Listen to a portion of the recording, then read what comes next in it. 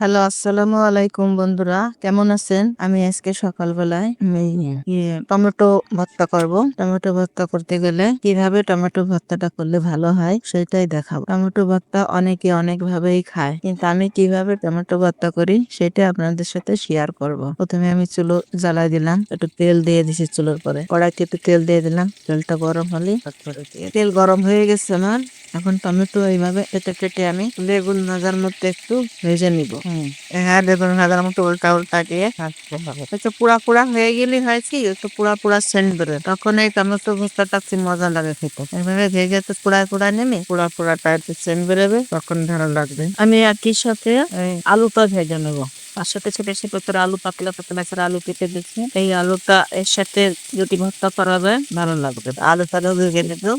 আলুটাকে একটু পুড়ায় পুড়ায় নিব। আলু আর টমেটো যদি একটু পুড়া পুড়া করে ভাজি করে তারপর ভর্তা করা যায়, খুবই সুস্বাদু হয়। আমাদের টমেটো হয়ে গেছে। এইভাবে যদি একটু পুড়ায় পুড়ায় উল্টা উল্টা দেওয়া যায়, খাই দেবো।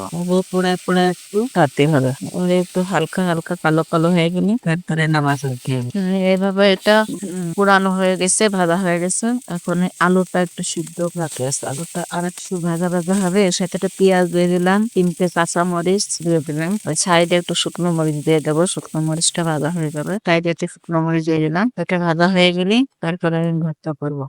এইটা হচ্ছে এ টমেটো পোড়ানো, আর এটা হচ্ছে আলু আলু আর পেঁয়াজ ভাজা, এটা শুকনো মরিচ ভাজা, আর এটা হচ্ছে কাঁচা মরিচের সাথে ভেজে নিয়েছি। এর সাথে লাগবে ধনিয়ার পাতা, তারপরে লাগবে হচ্ছে পেঁয়াজ। এটা দিয়ে এখন ভর্তা করবো।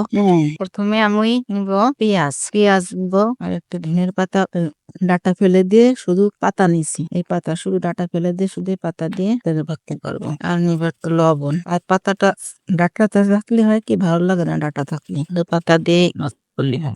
এর ভিতরে একটু সর্ষের তেল দেবো, একটা খাঁটি সরিষার তেল।